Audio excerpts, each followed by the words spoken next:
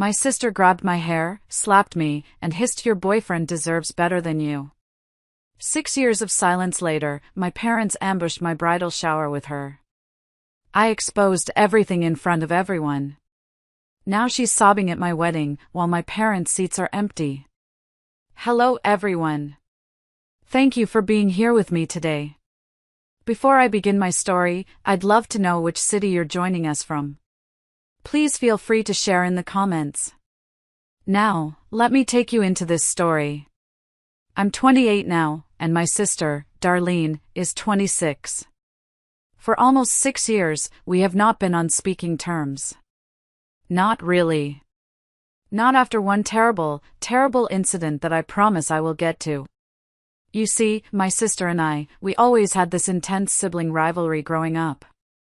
It was more than just kids fighting over a toy, or who got the bigger piece of cake.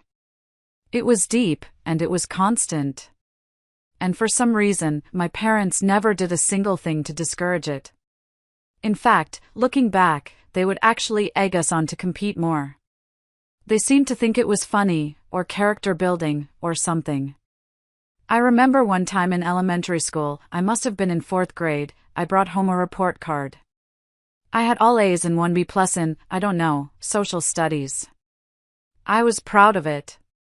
I had worked really hard. I remember walking into the kitchen, holding it up for my mom, who was at the counter chopping vegetables. She smiled, but then she immediately said, "That's wonderful, honey. Let's see what Darlene got." Darlene, who was a couple of grades behind me, came bouncing in with her own report card, all A's. My dad walked in from the garage, looked at both of our reports, and he actually chuckled. He said, "Well, looks like Darlene is the real genius this semester, Brenda. You better study harder if you want to keep up with your little sister." He even joked that my college fund was looking like a riskier investment. My B+ was forgotten. My A's didn't matter. It was just fuel for the fire. I don't think it was a good move on their part, because all it did was make us pathologically jealous of each other. I feel like if they had just nipped it in the bud, maybe things would have been better between us. At least, maybe we would have been able to put our differences aside. But as we grew up, we just started resenting each other more and more. I resented her for being the fun one, the easy one, and she resented me for being the smart one, the responsible one. By the time we were in high school, we barely even spoke. We lived in the same house like 2 hostile roommates. It was a Cold War fought in the hallways. We'd pass each other on the stairs and not even make eye contact. I'd hear her phone ring in her room and I'd just turn my music up. And honestly, that was just how we liked it. It was easier than the constant fighting, the little digs, the one-upmanship. It was exhausting. The silence was a relief. Then, I moved out for college. It was like breathing fresh air for the first time in my life. I was 4 hours away, in a new city, and I would only have to see Darlene when I would come back home for holidays. That was slightly better than having someone be hostile around you all the time. The day I left, I packed my dad's old sedan so full I could barely see out the back window. As I was pulling out of the driveway, I saw Darlene watching from her bedroom window. She didn't wave. I didn't either. I just put the car in drive and didn't look back. I could finally just be me. Not Brenda, Darlene's older sister. Just Brenda. I loved college. I loved the freedom, I loved my classes, and I loved the friends I made. I found my own little group. I got a part-time job at the campus library. I felt like a real person, not just half of a toxic equation. Around the time that I was supposed to be graduating, I started dating my fiancé, Mark. Mark, he's just the best. He's the most solid person I've ever known. We had been friends for 3 years of college. We were in the same study group for a brutal statistics class our sophomore year. It was one of those classes designed to weed people out, and it was awful. We bonded over late-night study sessions in the library basement, surviving on bad cafeteria pizza and vending machine coffee. I remember one night, it must have been 2 a.m., we were both exhausted, and I just started crying from frustration. I couldn't get this one formula right. Mark didn't laugh or get awkward. He just calmly slid the textbook over, pointed to one line, and said, "You missed this step. Try it again. You got this, Brenda." He was just kind and steady. There was no game, no competition. I had a huge crush on him, but I was too scared to mess up our friendship. Finally, after our last final senior year, we were all out celebrating at this little college bar. We were sitting in a booth, and he just looked at me. Not the way he usually did. He was nervous. He was fiddling with a napkin, tearing it into little pieces. He finally worked up the nerve to ask me out on a real date, and I laughed. I was so happy and so relieved. I said yes, because honestly, I had really liked him for a long time, too. After we graduated, things moved pretty naturally. I got a job offer in the city, an entry-level analyst position. Mark got a job in finance at a firm just a few blocks away. We were spending all our time together anyway, so we decided to get an apartment together. We had already been best friends for 3 years, and we just didn't think it was a big deal. We spent weeks looking at tiny, horrible apartments. I remember one that smelled like cat pee, and the realtor tried to tell us it was vintage charm. But we finally found this tiny, third-floor walk-up with creaky floors and a radiator that banged all night. But it was ours. We spent a whole weekend painting the walls a color we called maybe blue. We survived on takeout, slept on an air mattress, and just talked for hours. It felt like a real life was starting. Once we had completed 3 months together, living and working, and everything was just good. It was solid. My starting salary wasn't huge, but his was decent, and we were making it work. We were building a life. I decided it was time to introduce him to my parents. I was proud of him. I was proud of us. I took him home with me for dinner one weekend. That was around the time that my sister, Darlene, had also started college. But coincidentally, she had also decided to come back home for the weekend. So we were both there, together, and looking back, it was just a recipe for disaster. My life was going pretty great at that point. I had a good job. I had my own apartment. And of course, I had a really loving boyfriend who I was building a future with. I felt stable. I felt happy.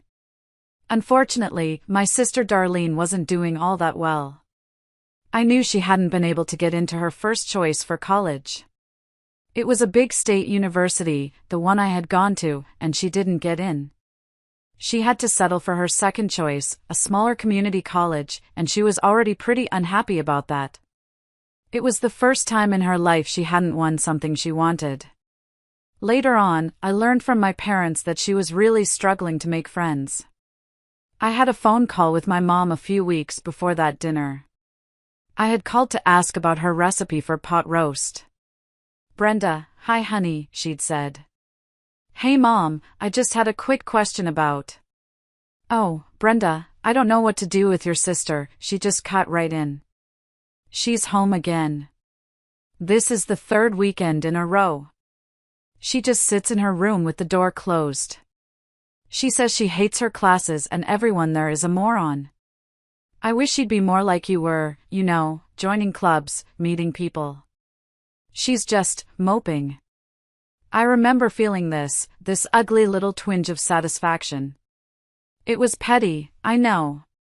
But it was there. I just said, "Mom, she'll figure it out." But I didn't really care.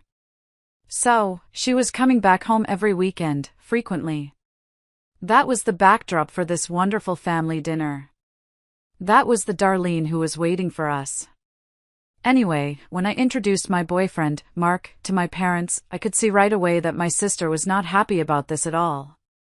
She just sulked in the background. My parents were polite. My dad asked Mark about his job, his family. My mom fussed over him. Darlene just sat on the couch, scrolling through her phone, barely grunting hi when I said her name. She was giving him a total, bored side eye. My boyfriend, Mark, knew all about my strained relationship with her. I had told him the stories. I had warned him. But even then, with great difficulty, I managed to introduce her to him. I said, "Darlene, this is Mark. Mark, this is my sister, Darlene." And when I introduced her, some magical change came over her. It was like a switch flipped. She put her phone down. She stood up. And she just turned on her charm. A charm I didn't even know she had. She smiled this big, fake, dazzling smile. She even did a little hair flip. "Mark! It is so nice to finally meet you. Brenda's told me, well, she hasn't told me much at all, actually." She laughed, a high-pitched, fake little laugh. I tried not to be bothered by it, but it was really, really weird. And after that, she became a different person altogether. While we were all sitting around in the living room trying to chat, she kept trying to talk to my boyfriend. She completely ignored me.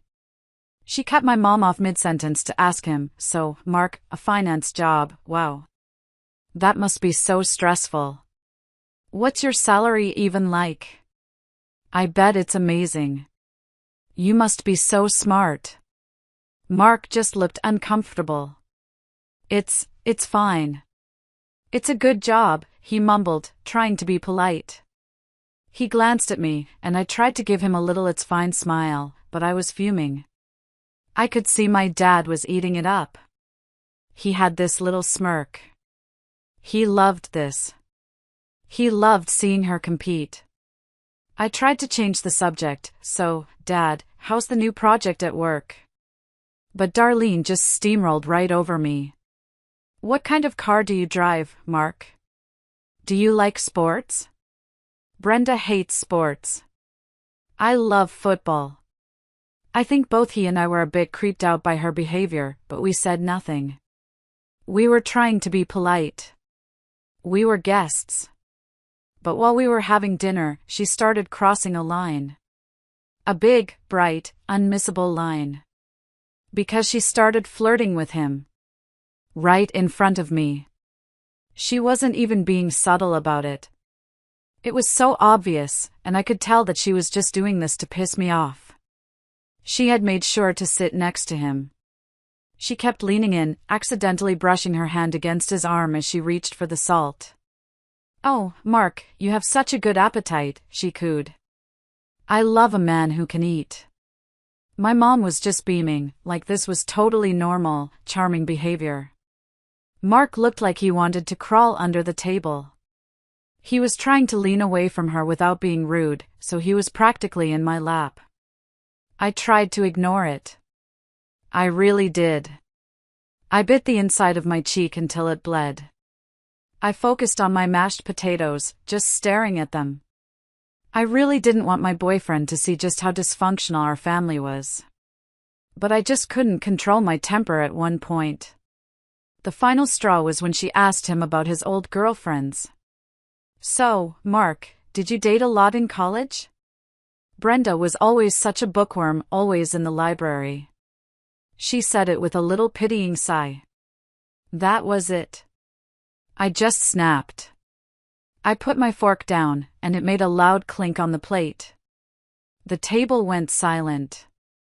"Darlene," I said, my voice low and tight. "Cut it out. He's my boyfriend." She just rolled her eyes at me. She literally rolled her eyes. She picked up her wineglass and took a sip. And then she turned back to Mark. "So, anyway, Mark, what were you saying about your..." I lost it. I started yelling at her. "What is wrong with you? He is a guest. And more importantly, he is my guest. You need to be more respectful because you are creeping him out, and you're being gross." I remember she just looked at me, with this smirk on her face. This cold, calculating smirk. And she told me, "I can tell that your boyfriend deserves better, Brenda. I'm just helping him out by letting him know that there are other options. Options other than you. The way she said it.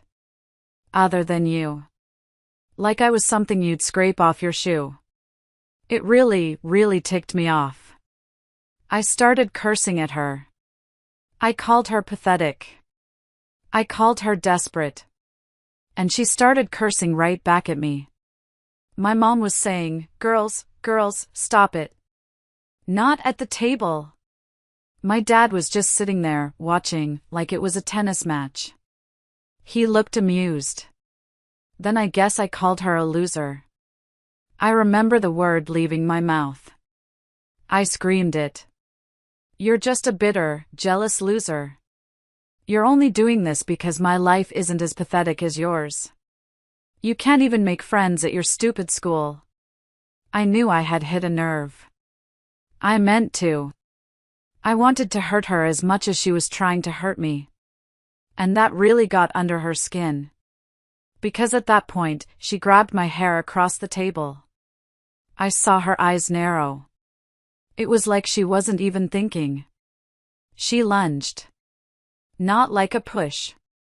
A lunge. She lunged across the corner of the table, grabbed a handful of my hair, dragged my head forward, and slapped me. Hard. She slapped me senseless. The sound of it. It echoed. I couldn't even stop it. I was so shocked that she had physically attacked me. Usually, we had tried to keep our hands to ourselves after we crossed middle school. Our fights were verbal, psychological. But this was new. The burn on my cheek was instant. My eyes watered. My scalp was on fire. After she attacked me, it turned into a full-blown brawl. I lunged back at her. I didn't even think. I was just pure rage. We were screaming, scratching, pulling hair. I think a plate shattered. I heard my mom shrieking. Our parents and my poor boyfriend had to physically drag us off each other. I remember my dad holding Darlene back. She was still trying to kick me. Mark had his arms around me, pinning my arms to my sides, pulling me toward the front door. "Brenda, we're leaving. We're leaving now." By the end of it, both of us were a mess. My cheek was bright red and burning, my scalp was on fire. She had a long scratch down her arm from my nails. But we were still yelling at each other, trying to get past our dad to get at each other again. My boyfriend, Mark, was the one to finally get me out of there. He grabbed my arm, and he didn't just suggest we leave, he pulled me. He dragged me away, got me inside the car, and then drove us back home. The entire way back, he was trying to calm me down. I was shaking. I was crying these hot, angry tears. Not sad tears, just pure rage. I was so worked up, just replaying it over and over in my head. The smirk. The slap.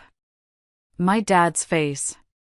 I was so glad to have him by my side, because otherwise, that fight might have gone on for much longer. I was humiliated. I was furious. And I was just done. The silence in the car was heavy. It was just the sound of the highway and me trying to get my breathing under control. Mark just kept one hand on the wheel and the other on my knee, squeezing gently. He didn't say anything, which was perfect. There was nothing to say. Anyway, this was the incident. This was the night. After this, I stopped speaking to my sister entirely. We had had fights before that, as well. Hundreds of them. But none as nasty as that. None that ended in violence. And it was, pretty much, the last straw for me. And if I'm being honest, I was already living away from her. I had my own life.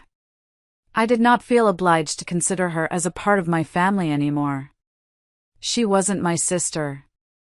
She was just a person I used to know, who had assaulted me.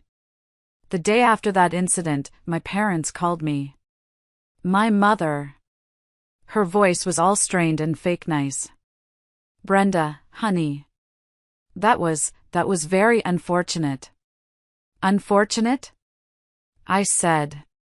I was sitting on my new couch, Mark was in the kitchen making me coffee. Unfortunate is when it rains on your picnic, Mom. That was a disaster. She attacked me. I know, she said, trying to soothe me. We told your sister off. We told her that was completely unacceptable. Your father was very firm with her. And? What did she say? There was a pause. A long, telling pause. Well, she finally said, she's not ready to apologize to you just yet. She's very upset, too. She said you called her a loser. But we're hoping that you two will be able to sort it out at some point. I just laughed. It was a cold, bitter sound. No. I'm not interested in sorting it out with her. I want things to remain bad between us. I really don't want anything to do with her. Ever again. I'm done, Mom. I'm finished. They tried to change my mind. My dad got on the phone. Brenda, she's your sister. You can't just cut out family. Blood is thicker than water. And I told them. Part of this was your own doing. Right from our childhood, you never did anything to acknowledge the crazy sibling rivalry we had. You actually encouraged it. You thought it was fun. So now, you have no right to be surprised that we don't want each other in our lives. This is what you wanted. You got it. Congratulations. They didn't agree with me that day. We ended up arguing, and I hung up on them. A couple of days later, they called me up again. This time, they sounded different. My mom was crying. She told me that they had been talking, and they had realized their mistake. That maybe I was right. And they wanted to apologize for it. For their part. For pitting us against each other. It was a bit pointless at that stage, but I still forgave them. I talked it over with Mark. He said, they're your parents, Brenda. They messed up, but they're trying. Darlene is another story. He was right. I was already not going to be speaking to my sister. I didn't want to lose my relationship with my parents, as well. I still loved them, even if they were flawed. So I accepted their apology. I told them, okay. We can move on. But we are never speaking of Darlene again. And you are never to ask me to make up with her. Do you understand? They agreed. So, now, 6 years have passed since that incident. 6 years. Life went on. Mark got a big promotion at his firm. We moved to a better apartment, one where the radiator didn't sound like a heavy metal drum solo. We got a cat. We talked about getting married, about the future. The Darlene-shaped hole in my life, it didn't even feel like a hole anymore. It just healed over. It was a scar, but it didn't hurt. I haven't had any contact with Darlene. I blocked her number. I blocked her on social media. As far as I was concerned, she didn't exist. I know that my parents have been in touch with her. They have a fairly normal relationship with her. They'd mention her sometimes, breaking our rule. Oh, Darlene got a new job, or Darlene moved to a new apartment. I'd just nod and say, that's nice. And then I'd immediately change the subject. So, how about those new curtains you bought? I didn't really care about any of it. As long as they were not forcing me to fix my relationship with her, I was cool with it. I have seen her at other family events. Big things. Christmas. Thanksgiving. We even had a funeral for a great uncle. But we never speak. It's a skill, really. We can be in the same room, even the same dinner table, and we tend to avoid each other. We become experts at staring at a point just over the other's shoulder. We've perfected the art of asking someone to please pass the potatoes that are sitting right in front of her. And that's how I like it. Everyone in the extended family knows that we don't have a good relationship. They know we don't talk. But nobody really knows why. They just know that we had a fight. They don't know the specific, ugly details. They don't know she tried to steal my boyfriend and then assaulted me. And I intended on keeping it that way. Because honestly, neither of us came out looking good in that incident. So for almost 6 years, I had never spoken to my family about this. But recently, the truth came out. At my bridal shower. My wedding is in a few weeks. Mark and I are finally getting married. We've been together all this time, and it's wonderful. My maid of honor, my best friend from college, threw me a beautiful bridal shower. It was perfect. She had only invited a couple of close family members, my mom, my aunts, and of course, my bridesmaids. My fiancé, Mark, was also there. We weren't going the traditional way and sticking to only inviting female members. I wanted all my favorite people there. The party was lovely. We were in my maid of honor's backyard. There were string lights and little sandwiches. We were playing some stupid game where you have to make a wedding dress out of toilet paper. I was laughing, feeling so happy and so loved. I had just opened a beautiful set of crystal glasses from my Aunt Cheryl. I was holding one up to the light. And then, the back gate creaked open. For some reason, my parents decided to go out of their way to invite my estranged sister, Darlene, to the event as well. They walked in. My dad holding the gate open, and my mom was, with Darlene. They walked in together. I genuinely don't know what they were thinking. When they walked in with my sister beside them, I was really shocked. My smile just froze on my face. The glass I was holding slipped out of my hands. It didn't break, thank God, it just thudded onto the grass. And to my surprise, my sister looked equally shocked to see me there as well. Her eyes went wide. She stopped dead in her tracks. She was holding a gift bag, and she just froze. Everyone else in the room had fallen silent when they walked in. The music was still playing, some soft Michael Bublé song, but nobody was talking. It was so weird. It really felt like a standoff in an old Western movie. After what seemed like an eternity, my parents finally walked up to me. My mom had this tight, fake, everything is fine smile on her face. And they addressed both my sister and I. My dad cleared his throat. Brenda. Darlene. We're so glad you're both here. My sister was looking at them like they had grown a second head. She was clearly confused. She stammered, "Mom?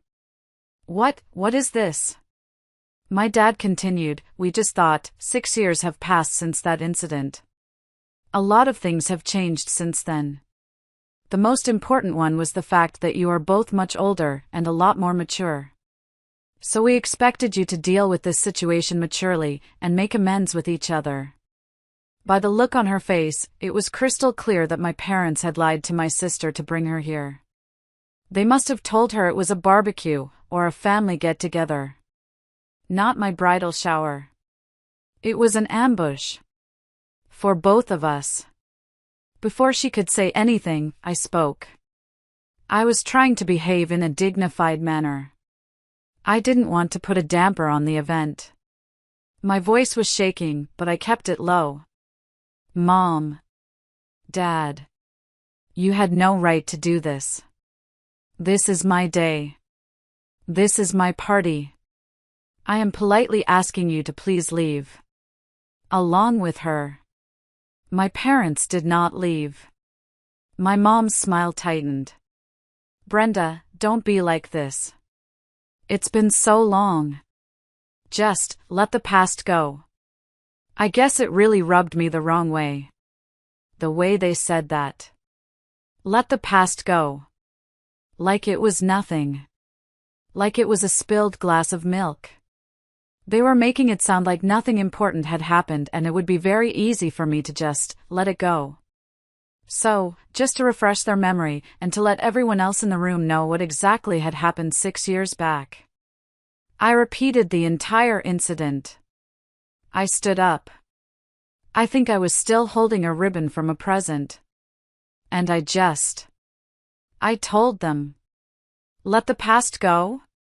I said. My voice was loud now. Everyone was staring. Mark started to walk toward me, but I held up a hand. You want me to let go of the fact that Darlene, my own sister, tried to steal my boyfriend? The same boyfriend, I said, pointing at Mark, who looked horrified, that I am marrying. My Aunt Cheryl's jaw was on the floor. You want me to let go of the fact that she shamelessly flirted with him right in front of me, at your dinner table? Treated him like some part of a competition that he never agreed to be in? I looked right at Darlene. Her face was pale. She was just staring at me. And you want me to let go, I said, my voice getting even louder, of the fact that after I called her out, she was the one who attacked me first? She grabbed my hair and she slapped me? Just because I had called her out on her behavior and said that she was a loser? I looked around the room, at my friends, at my Aunt Cheryl, at Mark's mom, who had gone completely white. It had been pretty traumatizing for me. Before that, I had never had anyone try to beat me up like that. And even after that, she has never once apologized to me. Not one single time in these past 6 years. She just pretended like nothing had ever happened. I turned back to my parents, who both looked stunned. So, no. I really don't find it necessary for me to forgive her. And I won't let the past go. I think it's more important for me to hold on to the past, so I do not ever let somebody like her back into my life. And it is ridiculous of you to think that you could just show up with her at my bridal shower and expect both of us to just go along with it. The silence that followed was deafening. You could hear a pin drop. My parents were about to argue some more with me. My dad's face was getting red. He opened his mouth. No, you listen here. But thankfully, my sister came to her senses. I guess she was not happy about being lied to either. She looked at me, then at my parents. Her face was blank. And she turned around, didn't say a word to anyone, and walked out. She slammed the back gate. The sound was so loud it made me jump. My mother went after her, yelling, Darlene. Darlene, wait. Come back. My father stayed back with me for a couple of seconds. He was just glaring at me. I told him, I don't want to speak to you right now. You have really let me down. Then he started looking pissed off. He hissed at me, you are being unreasonable, Brenda. If something happened 6 years ago, it doesn't make sense to keep holding on to it and acting like a brat over it. Personally, I don't think I was acting like a brat. But at that point, I had no interest in arguing with my father and trying to prove myself right. So I just told him to leave. Get out. Just get out. After a couple of minutes, he left as well. He stalked out, slamming the gate even harder than Darlene had. I had to excuse myself for a couple of minutes afterward. I went into my friend's bathroom and just composed myself. I was so overwhelmed. I was shaking. I sat on the edge of the tub and just put my head in my hands. Thankfully, my fiancé, Mark, and my maid of honor were right there for me. They came in, and Mark just knelt in front of me and held my hands. He said, I am so sorry. You didn't deserve that. My maid of honor got me a glass of water and a cold washcloth. I was back to normal within a couple of minutes. I washed my face, I took a deep breath. I said, I am not going to let them ruin this. After that, we resumed the event as if nothing had happened. Everyone else played along. They were so wonderful. They could understand that I did not want to think about my parents or my sister. I needed something to distract myself. So we played the games, we ate the cake, we opened the rest of the presents. My friends and Mark's family formed a protective circle around me. Then, once the event was done, I went back home with my fiancé. And we didn't speak about that incident afterward. We were just tired. We ordered a pizza and sat on the couch in our sweatpants and watched a stupid action movie. We just needed a break from the drama. This had happened about 5 days back. And I hadn't heard from my parents since then. A weird, tense silence. I half expected an angry email or a barrage of texts, but nothing. But I was fine with it. Because after what they had done, I thought it was better for us to have some time apart. I didn't even think that they were going to contact me by themselves anytime soon. But they did. Unfortunately, it was not to apologize. It was to blame me for the situation that my sister is in right now. This morning, I was at my desk, trying to work, and my phone rang. My stomach dropped when I saw Mom on the screen. I almost didn't answer. I stared at it until the second to last ring.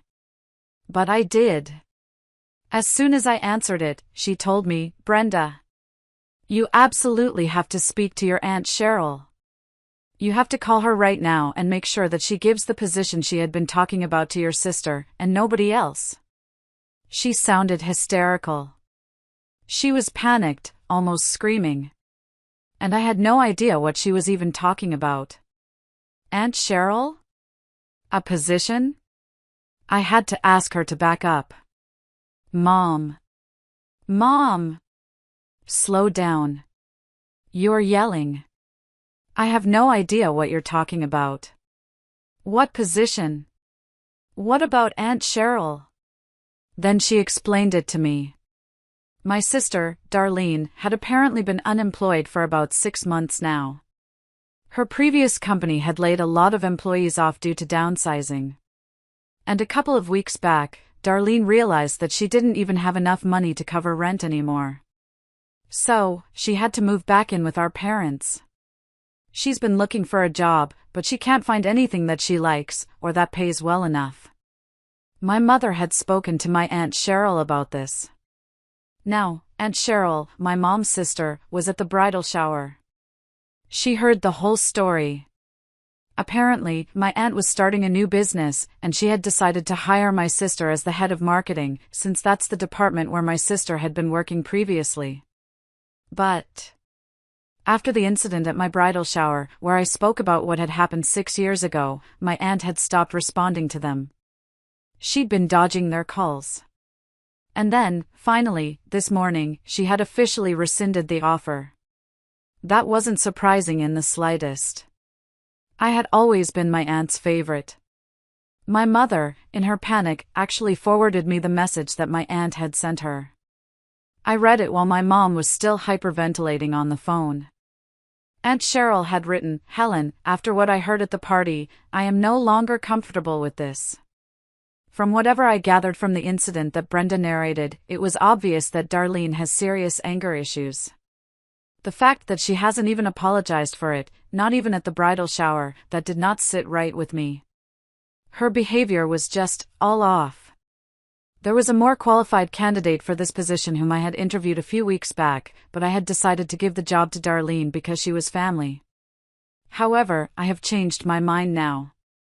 The job is going to go to the more qualified candidate. This is a business decision, and it is final.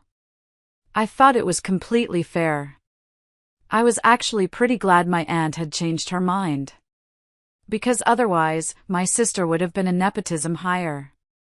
And as somebody who has had to face the consequences of nepotism in the workplace, I didn't want my aunt to be the kind of person who is a part of the problem. So when I read that message, I told my mother, "Mom, I don't think that I can do anything about it. It seems like Aunt Cheryl found somebody who is actually fit for the job. And more than anything else, that's the reason that my sister is not being hired." I told her, I am not speaking to my aunt. This is her professional life, and I don't want to overstep my boundaries. This is between her and Darlene. But my mother started losing her mind. She began to yell at me, accusing me of sabotaging my sister on purpose. By ruining her reputation and image in front of our family.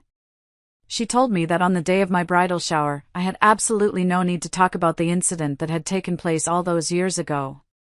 You hadn't spoken about it for so long, Brenda. You could have just kept it a secret. But you actively wanted to portray your sister as unstable and evil. That's why you narrated that incident. So you could seek sympathy from the rest of the family and make yourself look like the good guy. She even said that it was me who had instigated that fight, all those years ago. By calling my sister a loser. Especially when you knew, she screamed, that it would hit her where it hurts. Just for the record, while I was narrating the incident at the shower, I had mentioned the fact that I was the one who had called her a loser right before she attacked me. So it wasn't like I was hiding anything. But even then, I don't think calling her names was something that justified how she got physical. And for my mother to claim that I had talked about that incident on purpose, just to ruin her image, that was simply just unfair. So I hung up. I hung up the phone. And I blocked my parents. I blocked my mom, and I blocked my dad. But I've been thinking about it. And I feel like I need to know for sure that talking about that incident was not a bad move. While on the phone call, my mother claimed that my sister was a changed person now, but I hadn't even given her a chance.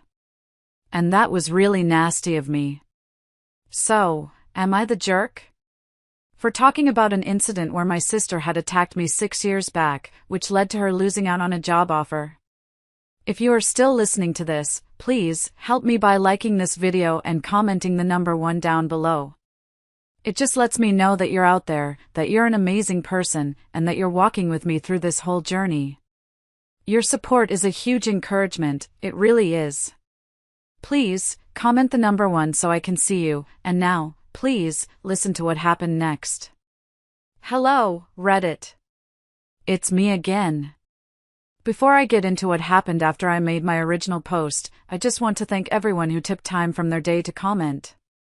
Thank you for all the advice and the kind comments. It really, really means a lot to me. Now, coming to what happened after I blocked my parents. My sister, Darlene, obviously has been blocked for the past 6 years, so she couldn't contact me. And now, neither could my parents. With no other way left to contact me, they decided to visit me. They just showed up. I'm getting married in a couple of weeks. I am so busy. I really don't have time to deal with all of this. I have a lot on my plate as it is. We have vendor calls, final payments, my wedding dress designer needed one last fitting, it's just chaos. I was literally on the phone with the caterer, arguing about linen colors, when the doorbell rang. So, when they showed up at my apartment door, I was furious. I told them to leave. I looked through the peephole, I saw the 3 of them, my mom, my dad, and Darlene, just standing there in the hallway. I'd just come back home from work, and my fiancé, Mark, and I had to head out immediately afterward to meet with my designer for that last-minute fitting. They had just shown up at the worst possible time. We were about to leave. I had my purse on my shoulder. But we couldn't even get out of the house as long as they were standing outside the door.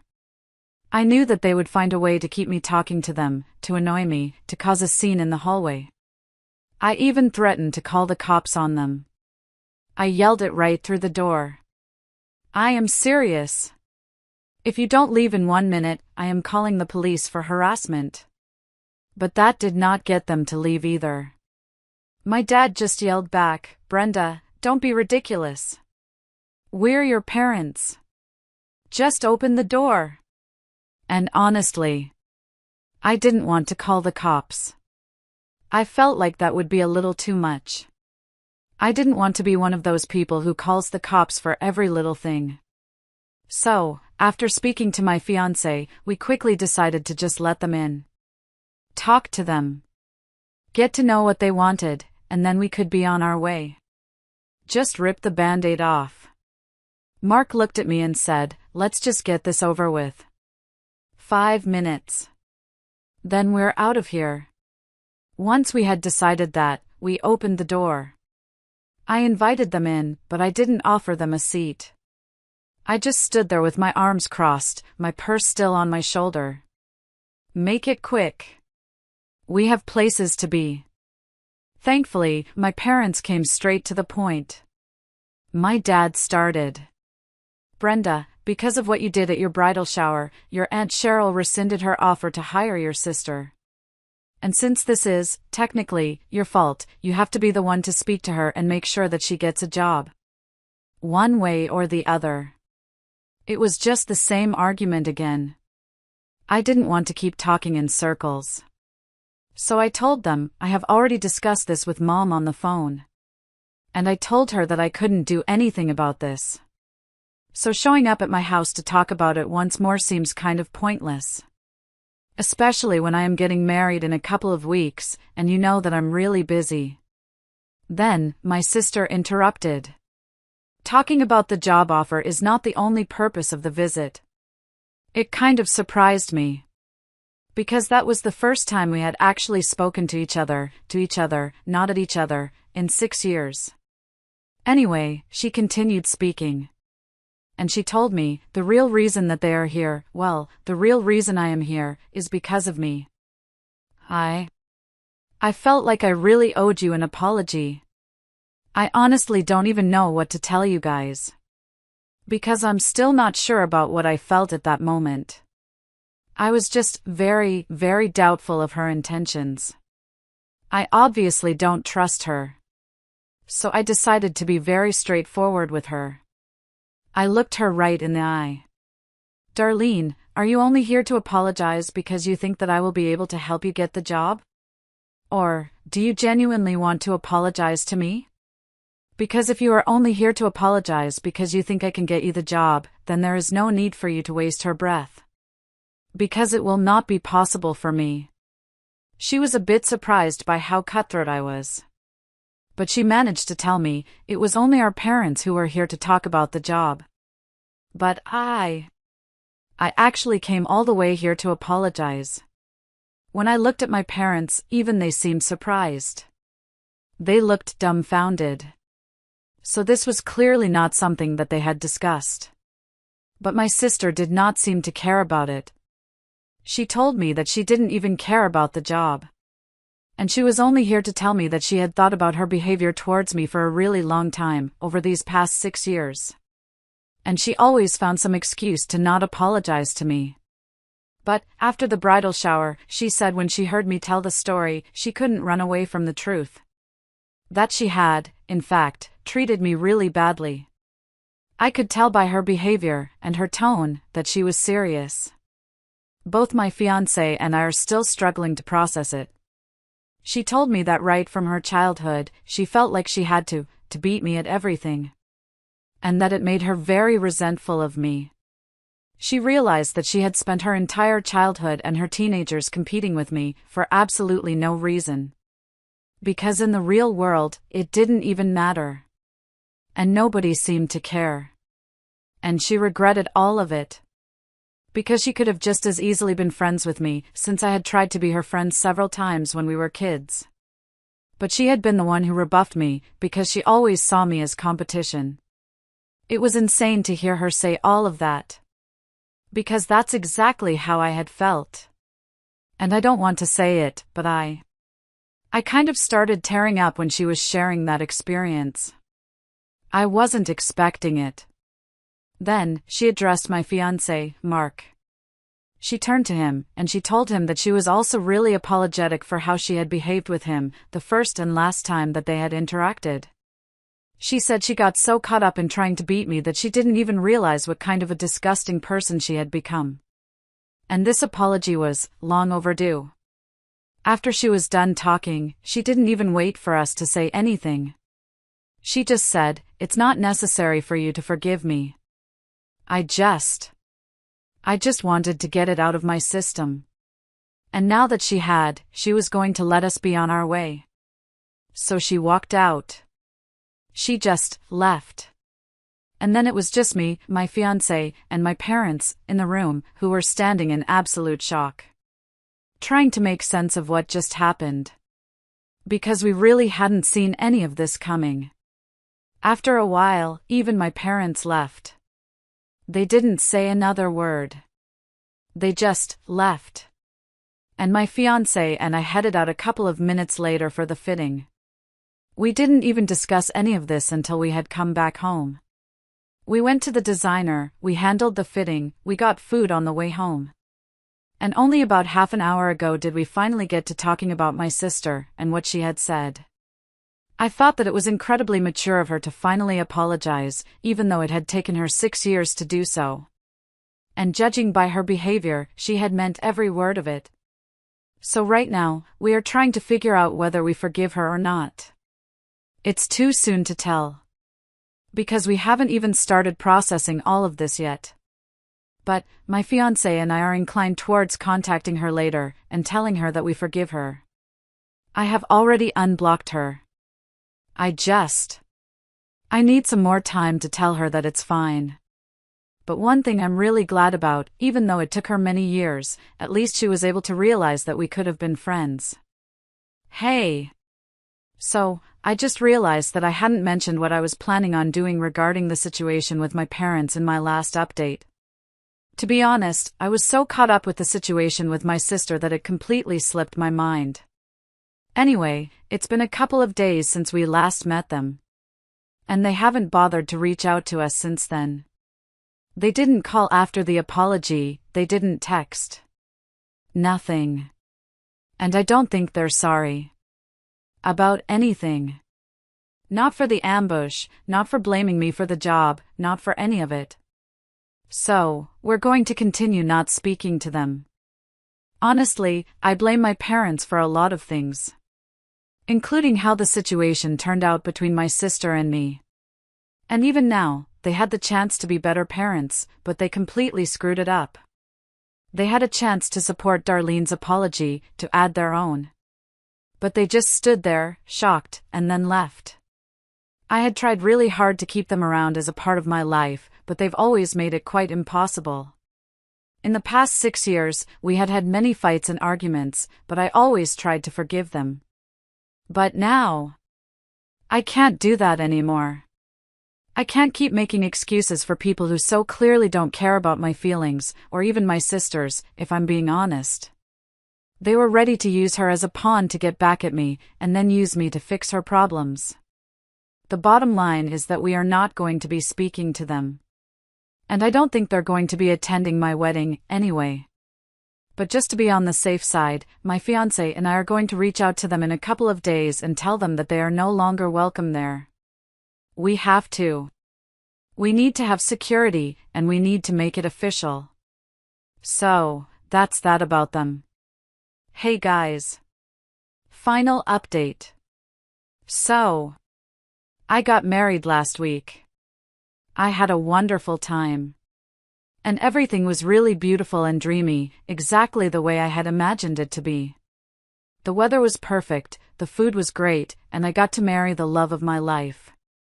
My parents, just as I had expected, did not end up attending.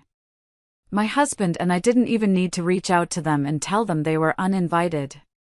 They beat us to it. They sent me an email. An email. Not a call, not a letter. An email, to my work address. Saying that they wouldn't be attending because there had clearly been some sort of terrible misunderstanding, and because of that, both my sister and I have started villainizing them. The email said, and I quote, "We don't need to be told that we are held responsible for the kind of relationship that you had, even though we tried our best to be good parents to you." It went on to say that they now plan on taking some time away from us and are going to live their separate lives, without bothering to constantly think about their daughters who don't appreciate their presence in our lives. I mean, I'm fine with that. I read the email, I felt this huge wave of relief. I just laughed. Then I deleted it. If that's what they want, fine.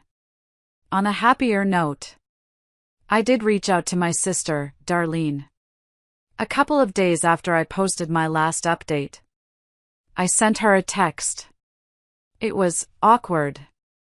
I sat there staring at my phone for 20 minutes. I just wrote, "Hey Darlene.